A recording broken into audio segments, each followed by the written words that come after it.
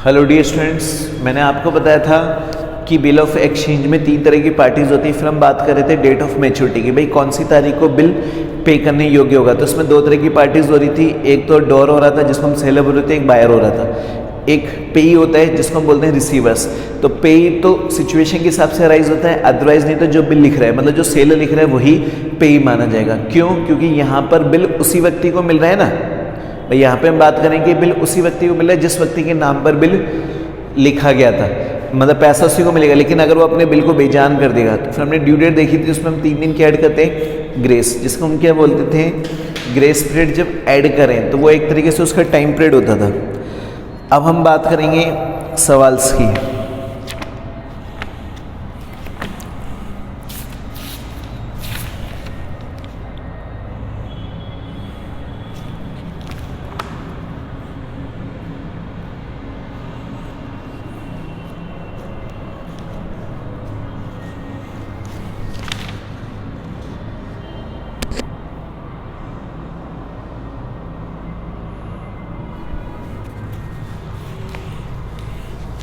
तो यहाँ पे हम क्या लिखेंगे, अकाउंटिंग ट्रीटमेंट, जिसे हम हिंदी में क्या बोलते हैं, लेखांकन व्यवहार। अकाउंटिंग ट्रीटमेंट, लेखांकन व्यवहार।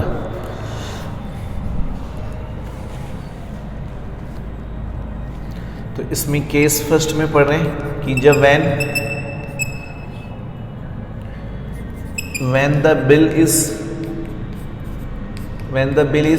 written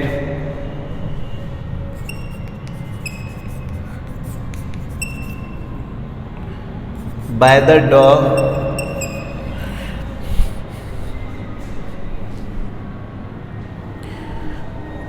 door in his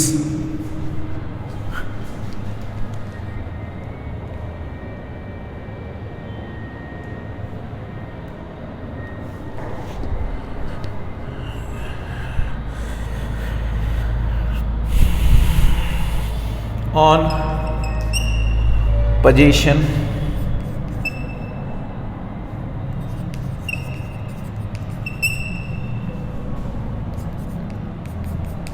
till the date of maturity।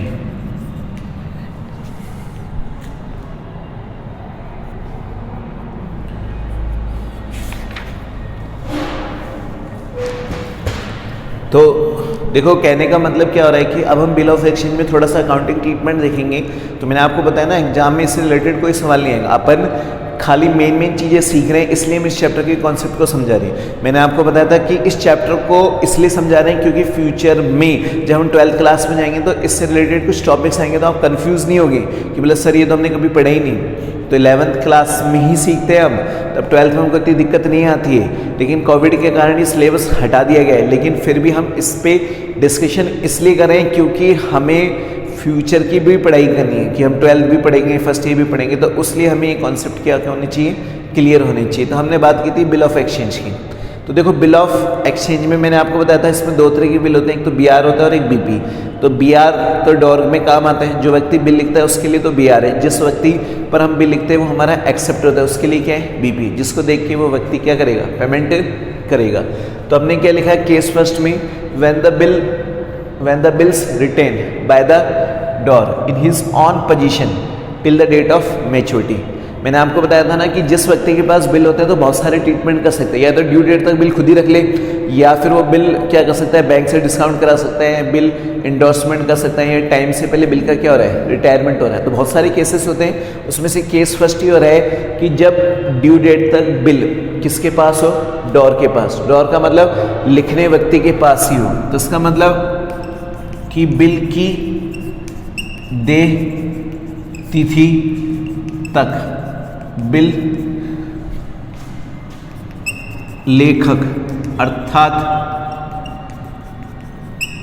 विक्रेता के पास ही हो।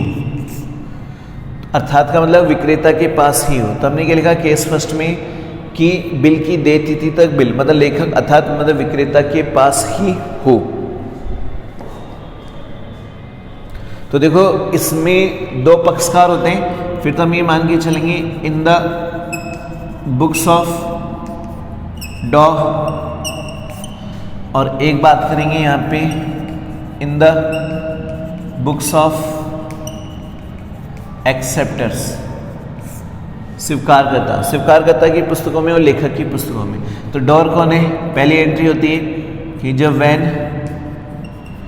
गुड्स सोल्ड, तो हमने क्या लिखा? When goods sold. तो जब गुड्स सोल्ड करें तो यहाँ पे डॉर गुड्स सोल्ड करें, तो डॉर को अगर अपन एक्स मान लें और एक्सेप्टर को वाई मान लें, तो when goods sold x to y. तो व्हेन क्या लिखा हमने? Goods sold to x to y, मतलब यहाँ पे एक्स गुड्स सोल्ड करा है किसको? वाई को। तो एक्स की पुस्तकों में बेचने की एंट्री होगी y's account D R to sales account, और वाई अपनी पुस्तकों में एंट्री क्या करेगा? Purchase account D R to purchase account D R to x account. और नरेशन क्या लिखेंगे? बिंग गुड्स परचेस्ड, बिंग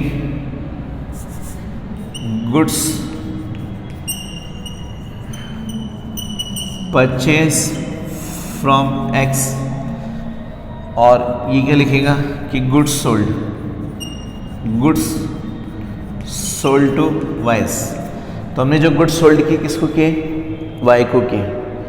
तो अब देखो जैसे ही एक्स वाई को माल बेच रहा है तो दोनों की पुस्तकों में एंट्री होगी, एक्स की पुस्तकों में वाई में। तो एक्स तो खरीदने की एंट्री करता है वाई, सॉरी एक्स तो बेचने की एंट्री करेगा, वाई खरीदने की एंट्री करेगा। तो एक्स ने माल किसको बेचा है? वाई को। मैंने आपको बताया था जब ट्रांजैक्शन क्रेडिट में तो नाम ड्रॉ करते हैं, तो ये जो ट्रांजैक्शन है वो किस में आ रहा है? क्रेडिट में। तो यहाँ पे नाम लिख रहे हैं, और ये जो ट्रांजैक्शन आ रहा है वो किस में आ रहा है? क्रेडिट में आ रहे हैं, तो इसलिए नाम लिख रहे हैं। तो सेल भी क्रेडिट में हो रही है और परचेज भी क्रेडिट में हो रही है। अब होगा क्या कि ये जो एक्स है अब वो बिल ड्रॉ करेगा किसके नाम पर? वाई के नाम पर। तो यहाँ पे सेकेंड एंट्री क्या हो रही है? सेकेंड एंट्री हो रही है कि x draw a bill to y. तो मतलब एक्स ने क्या किया? ड्रॉ किया एक बिल टू वाई फॉर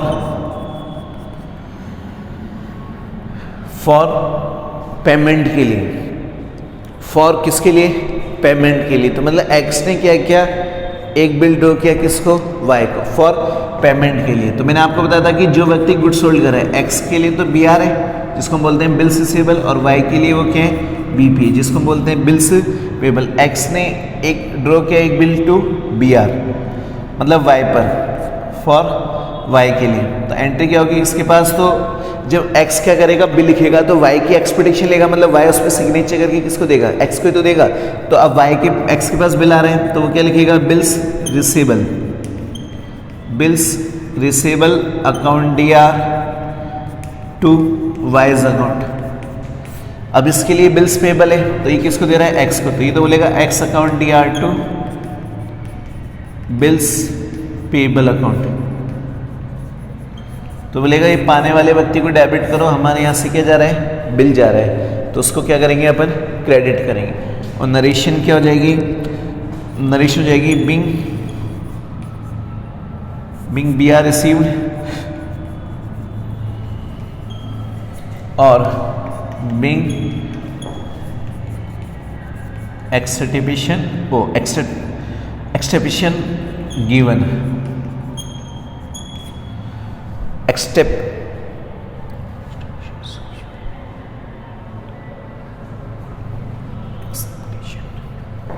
अब देखो ये तो गई थी अपने पास सेकेंड एंट्री।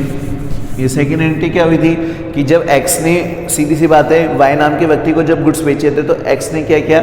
y नाम के व्यक्ति पर एक बिल ड्रॉ किया। तो x की पुस्तकों में भी एंट्री हुई, y की पुस्तकों में भी एंट्री हुई। अब अपन बात करेंगे थर्ड एंट्री। तो यहाँ पर कि ड्यू डेट पे क्या आ रहा है? पेमेंट आ रहा है। तो व्हेन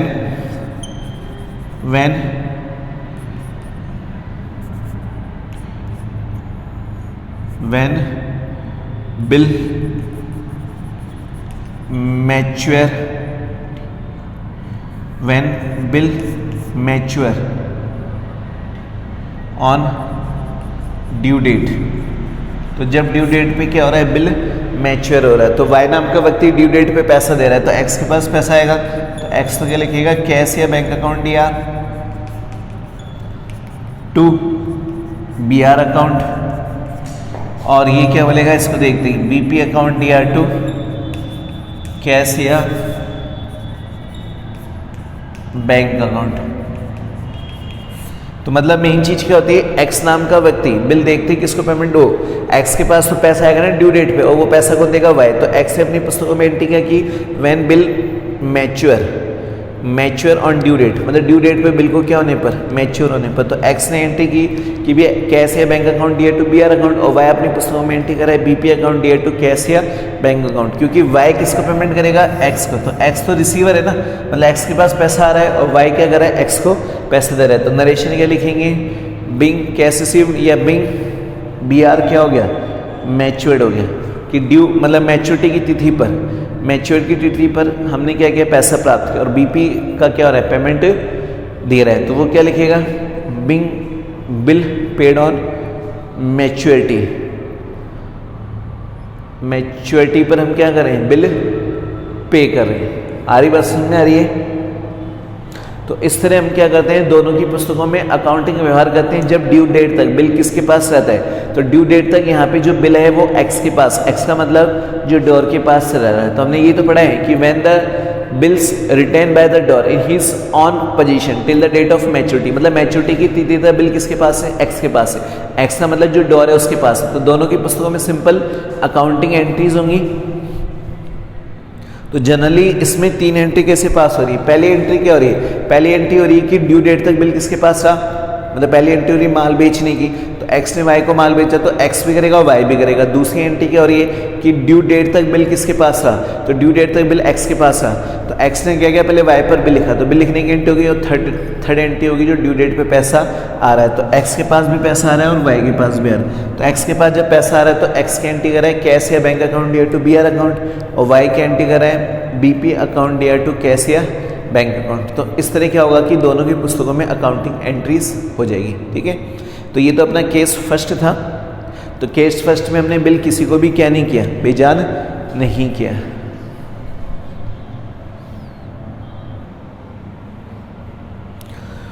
तो डियर स्टूडेंट्स, अब हम केस 2 देखेंगे। केस 2 में क्या लिखा हुआ है कि when the bill is discounted from bank, तो उसका मतलब क्या हो रहा है कि बैंक से बिल को बुनाना। क्या लिखा हमने कि बैंक से बिल को बुनाना। बुनाना का मतलब क्या होता है कि जो हमारे पास बिल था उस बिल को हम बैंक से क्या करें, बुनवा रहे हैं। बुनवाने का मतलब होता है कि हम बैंक से क्या करा रहे हैं, डिस्काउंटेड करा रहे हैं। जैसे मैंने आपको बताया था कि ये एक्स है और ये वाई है। तो जब एक्स यहाँ पे सेलर था और यहाँ पे वाई कौन है, बायर है। तो जब एक्स ने वाई को 10,000 की क्या किए थे, गुड्स सोल्ड किए थे। तो जब एक्स वाई को 10,000 की गुड्स सोल्ड करा है तो यहाँ पर वाई क्या कहता है कि भैया जो पेमेंट की बारी आएगी, किसकी बात आएगी, पेमेंट की, तो मैं 3 मंथ्स बाद दूंगा, तो 3 महीने बाद दूंगा। तो उस केस में क्या करा था कि एक्स एक बिल ड्रॉ करा था, ड्रॉ टू वाई। तो मतलब एक्स नाम के व्यक्ति ने वाई पर एक बिल क्या किया, ड्रॉ किया। तो यहाँ पर एक्स नाम के व्यक्ति ने वाई पर बिल ड्रॉ किया। अब मान लो एक्स को पैसे की नीड हो रही है। अब पता चल रहा है कि एक्स को पैसे की नीड हुई कुछ दिन बाद। तो अब एक्स वाई के पास तो जा नहीं सकता है क्योंकि दोनों के बीच में एग्रीमेंट हुआ था कि वाई नाम का व्यक्ति 3 महीने बाद पैसा देगा। तो उस केस में एक्स कहाँ जा रहे हैं, बैंक के पास। अब जब ये बैंक को सारी इंफॉर्मेशन क्या कर रहे हैं, मेंशन कर रहे हैं। तो बैंक को जब सारी इंफॉर्मेशन मेंशन करा है कि मैंने ऐसे ऐसे एक्स नाम के व्यक्ति को क्या किए थे, गुड्स सोल्ड किए थे। मतलब ये बोला है कि मैंने वाई नाम के व्यक्ति को ऐसे ऐसे गुड्स सोल्ड किए थे, वो मुझे 3 महीने बाद पैसा देगा। कितने महीने बाद, 3 महीने बाद।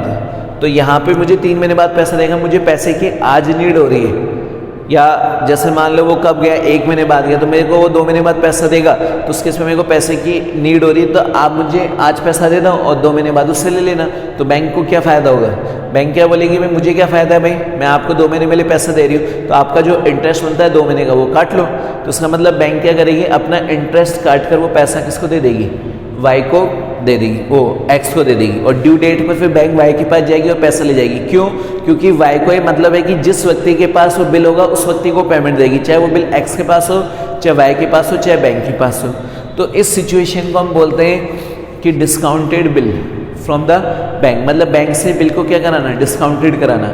लेकिन इसमें क्या होता है कि जो एक्स नाम का व्यक्ति वो फ्री नहीं हुआ अभी तक, मतलब उसके लिए एक तरीके से कॉन्टीजेंट लायबिलिटी बन गई। कौन सी लायबिलिटी बन गई, कॉन्टीजेंट, मतलब संदिग्ध दायित्व हो गया कि अगर मान लो कल को वाई नाम का व्यक्ति पैसा देने से मना कर देगा, वाई बोलता है भैया मेरे पास तो पैसा ही नहीं है, ड्यू डेट पर जैसे ही बैंक वाई के पास गए और वाई ने पैसा देने से मना कर दिया, उस केस में बिल का क्या हो गया, डिसऑनर। अब बैंक वाई को थोड़ी पकड़ेगी, बैंक क्या बोलेगी भाई हम तो आपको जानते ही नहीं, हमको बोला गया था भाई ड्यू डेट पे आपके पास आना और पैसा लेना, आप पैसा देने से मना करे, तो बैंक किसको पकड़ेगी, एक्स को। मतलब एक्स की वो कॉन्टीजेंसी, कॉन्टीजेंसी क्या बन गई, लायबिलिटीज, जिसे हम बोलते हैं संदिग्ध दायित्व। तो मतलब एक्स के लिए संदिग्ध दायित्व तब तक है जब तक कि वाई नाम का व्यक्ति पेमेंट नहीं कर देता है। तो मतलब इस तरह की लायबिलिटी को हम बैलेंस शीट में शो नहीं करते हैं, बैलेंस शीट में नीचे दिखाते हैं एज ए फुटनोट। मतलब ये बैलेंस शीट में लायबिलिटीज के रूप में कब आएगा, ये बैलेंस शीट के रूप में लायबिलिटीज के रूप में तब आएगा जब हमारे लायबिलिटी अराइज होगी, और लायबिलिटी तभी अराइज होगी जब ड्यू डेट पर बी वाई नाम का व्यक्ति पेमेंट देने से मना कर दे कि भैया मेरे पास तो पैसा है ही नहीं। फिर बैंक किसको पकड़ेगी, एक्स को पकड़ेगी, ना कि वाई को पकड़ेगी, क्योंकि बैंक क्या बोलेगी भैया मैंने तो एक्स के साथ डील किया है कि अगर आप हम पैसा नहीं दोगे तो हम तो एक्स से लेंगे, हम आपको जानते ही नहीं। तो उस केस में फिर बैंक किसको पकड़ती है, एक्स को। तो इसमें जो अकाउंटिंग एंट्रीज होंगी ना वो बिल्कुल सेम ही होगी। पहली माल बेचने की जो एक्स की पुस्तकों में हो रही थी वही सेम एंट्री किसकी होगी, वाई की पुस्तकों में। दूसरा बिल लिखने की, देखो जब बैंक से हम बिल को डिस्काउंट कराएंगे तो वाई को मतलब नहीं, तो इसका मतलब बैंक से बिल को डिस्काउंट कराने पर वाई की पुस्तकों में अलग से कोई एंट्री पास नहीं होती। तो वाई की पुस्तकों में तो ड्यू डेट पर पेमेंट की एंट्री होगी जो करता रहे, बिल्स पेएबल अकाउंट या टू कैश या बैंक अकाउंट।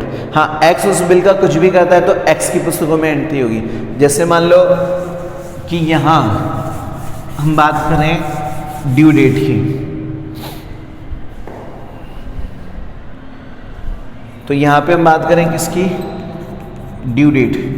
तो ड्यू डेट से बिफोर, तो इसका मतलब इन द बुक्स ऑफ, तो यहाँ पे हम बात करें इन the books of x, x की पुस्तकों में, तो यहाँ पे हम क्या लिख रहे हैं, बिल डिस्काउंटेड फ्रॉम बैंक। तो बैंक से बिल डिस्काउंटेड करा देता है, एंट्री क्या होगी, bank account D R, discount account D R to B R account. तो जैसे मान लो हमारे पास 10,000 का बिल था, तो जो बीआर था कितने का था, 10,000 का। बैंक बोलती है भैया हम 20% पर एंडम से क्या करेंगे, इंटरेस्ट चार्ज करेंगे। और ये 3 मंथ पहले हमने क्या किया, बिफोर डिस्काउंटेड करा लिया कि बैंक बोलती भी हम 3 मंथ का चार्ज करेंगे, 3 मंथ पहले हमने बैंक से डिस्काउंटेड करा लिया। तो उसका मतलब 10,000 का 20% इंटू 3/12, तो 20,000 तो मतलब 2,000 का इंटरेस्ट लगना चाहिए था, उसका 3/12, तो 3/12, तो ये 4 आया 500 रुपये। तो उसका मतलब 500 रुपये बैंक कम काटेगी। जैसे मान लो 10,000 का बिल था तो बैंक आपको 9,500 देगी और 500 रुपये किसके काट लेगी, डिस्काउंट के काट लेगी। किसके काट लेगी, डिस्काउंट के।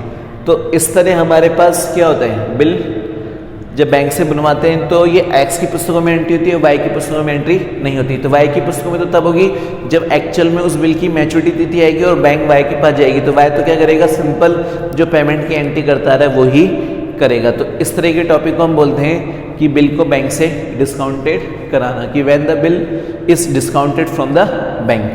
आगे बात समझ में आ गई, ठीक है बच्चों।